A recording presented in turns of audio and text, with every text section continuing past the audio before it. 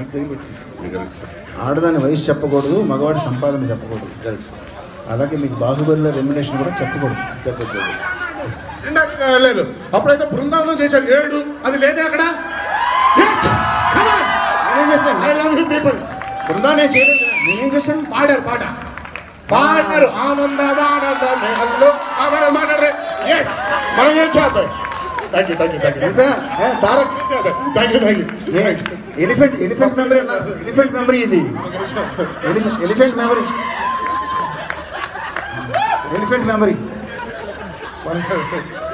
ఈ ఎలిఫెంట్ నా మఫిన్ తినేసింది.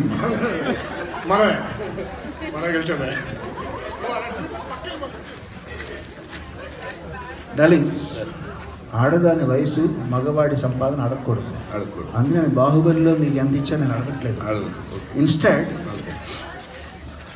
వేరే క్వశ్చన్ అడుగుతాను. సరే. ఫస్ట్ సినిమా నాది కల్కి ఉంది.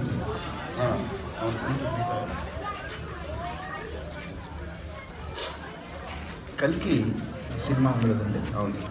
నాన్నగారు సూర్యనారాయణ రాజు గారు నాకు రెమ్యునేషన్ ప్రామిస్ చేశారు, ఫిక్స్ చేశారు.